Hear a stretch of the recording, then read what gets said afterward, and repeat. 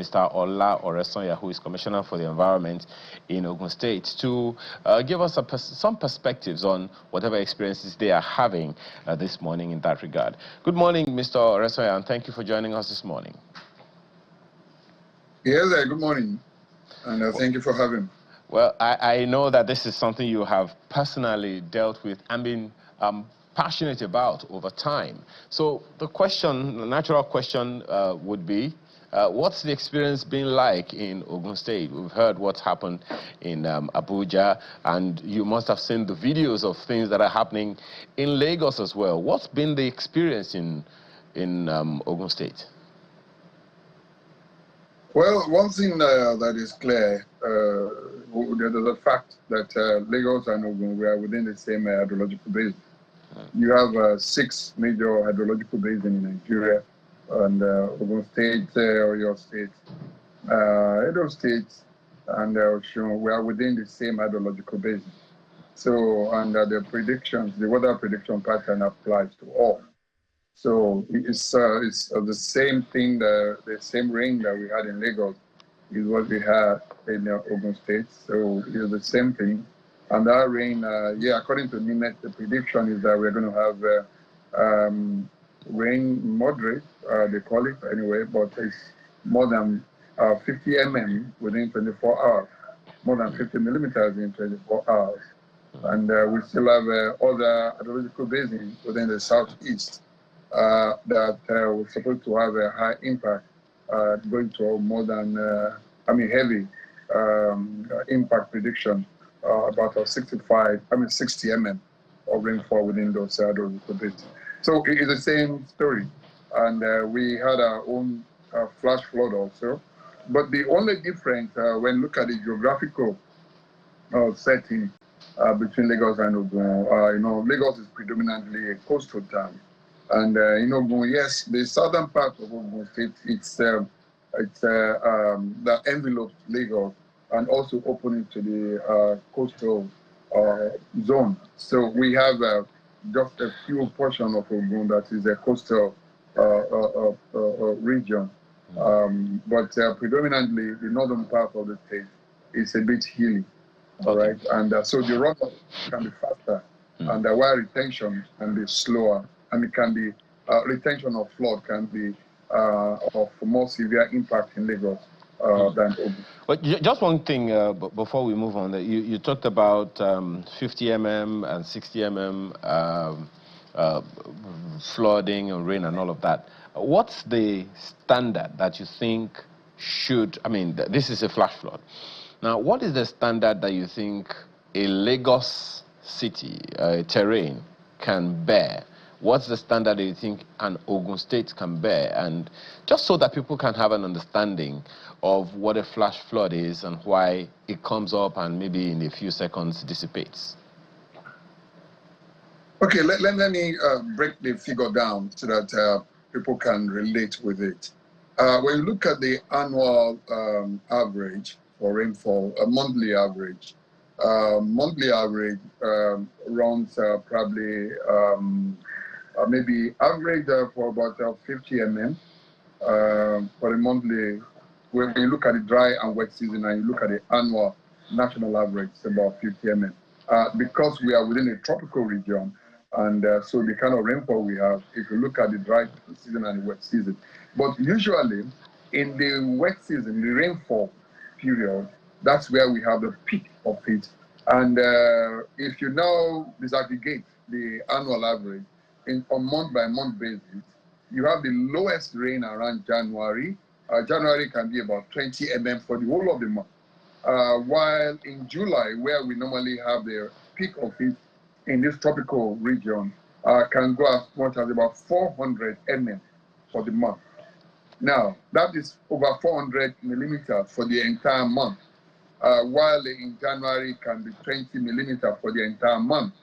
Now, when you now look at, there are some days that are going to have severe rain, we're going to have a severe precipitation, okay?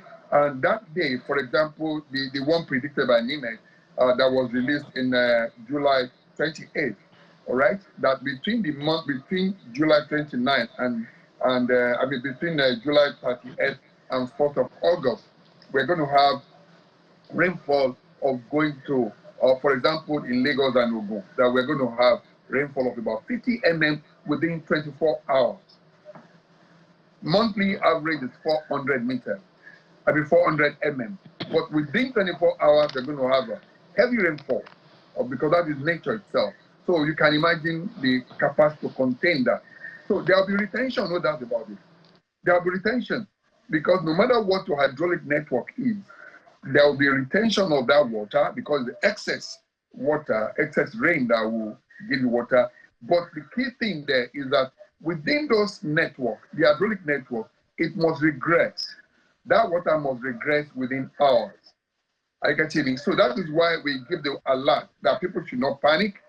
Stay where you are if you are not blocking the drainage channel. When you have such a severe precipitation like this, severe downpour like this, okay, if you are not blocking the drainage channel, the water will regress itself within 24 hours or maximum 48 hours. So you plan yourself, plan your day. You may decide to stay at home that day. It's not like having a severe weather pattern when you have snow abroad. Well, Mr. Oresa, if you can hear me, that's actually where my next question comes from. When you talked about when the people are not blocking the drainage, we talk about this every year.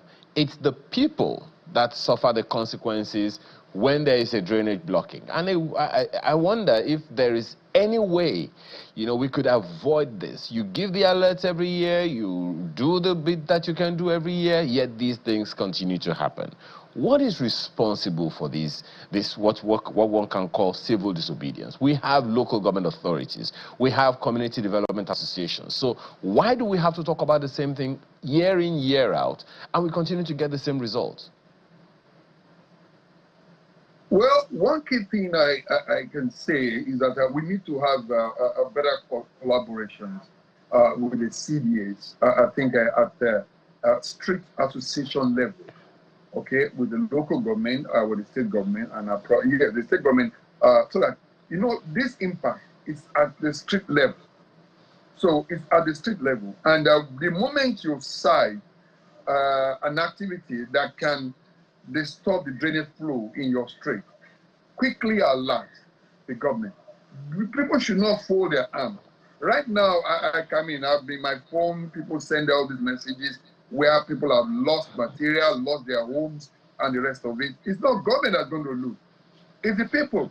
But in some communities, you find out maybe just one house is what is causing the problem.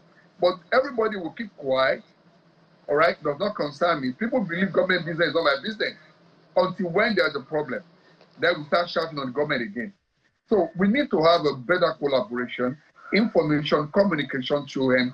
So I'm not exonerating government, neither am I exonerating people. So we need to have a better synergy that will prevent the adverse impact that we keep experiencing year in, year out. Well, how that synergy is going to happen is what we'll have to wait to see. But Kayla also has some questions for you. Go ahead, Kayla.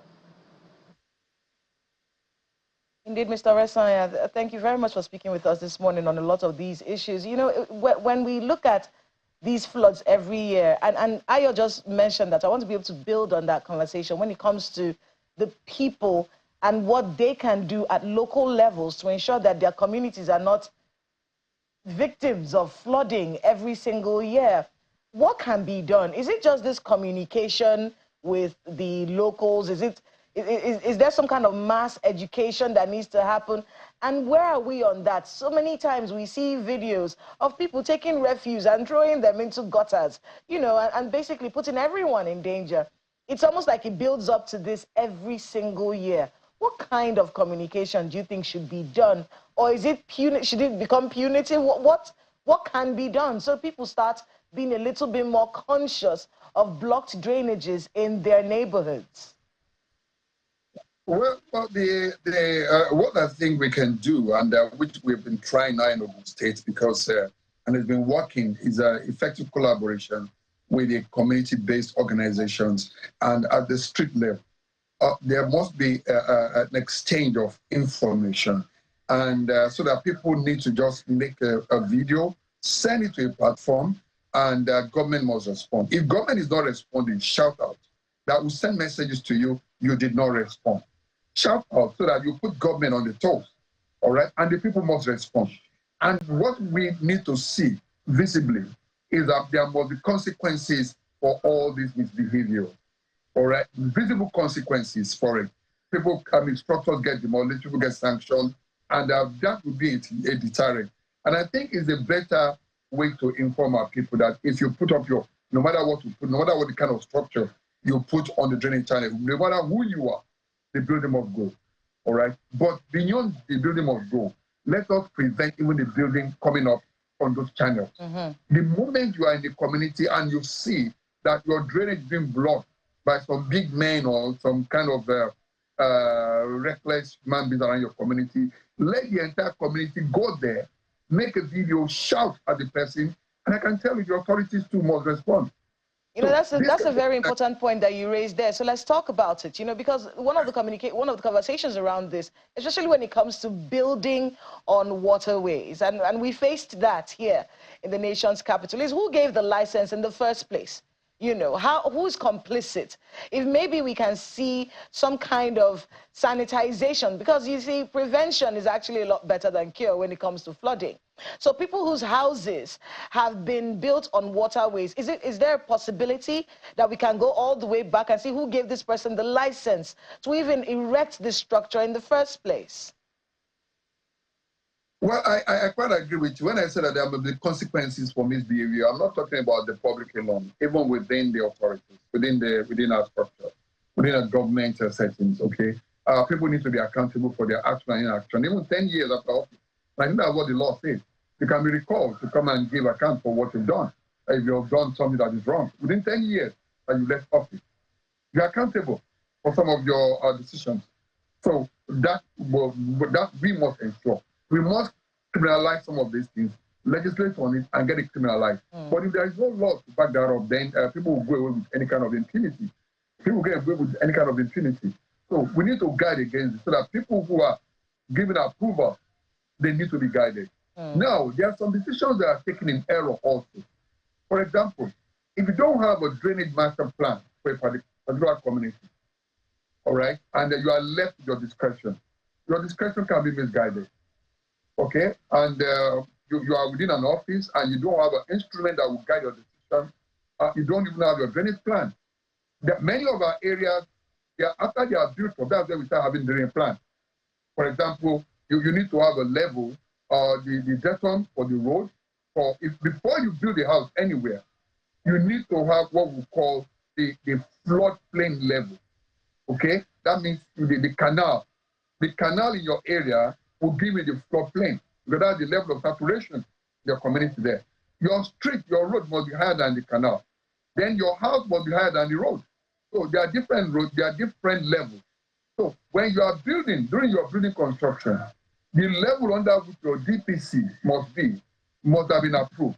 So there's the building control that ensures that you are above the road level.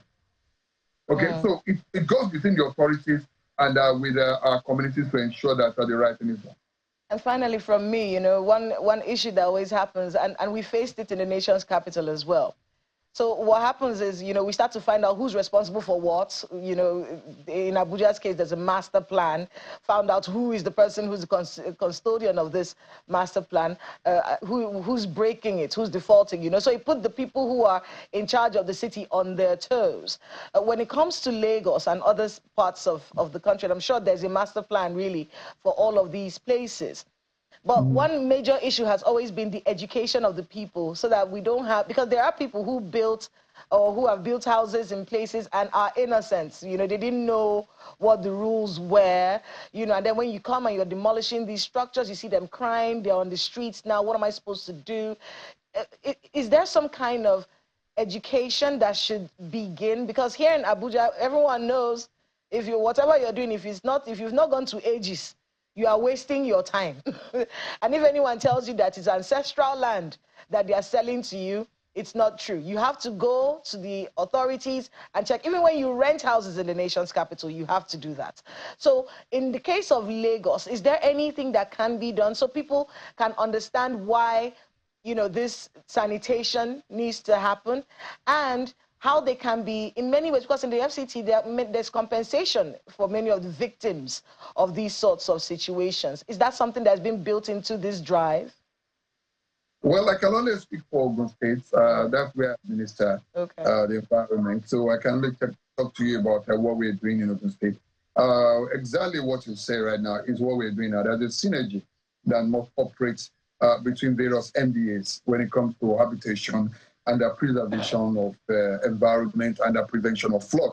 So it's not just one agency, okay? It's an interministerial assignment. So there are structures right now. We have various level of approval when you want to build your property, your house in Ogun State, and where we have to strengthen those structures to guide our people, and beyond just guiding them, all the wrongs that have been done before, we must make sure that we advertise the consequences of punitive consequences for those things. So within government officials who have done something wrong, and just a member of the public who have done something wrong, when you publicize what's going on, I'm sure everybody will sit up and do the right thing. Well, we can only wish you the best and continue to hope that at the end of the day, there is absolutely nothing that will make any unfortunate difference. We have to thank you so much for your time this morning, Mr. Olaresanya, Commissioner for the Environment in Ogun State, and all the best all the time. Thank you very much. All right.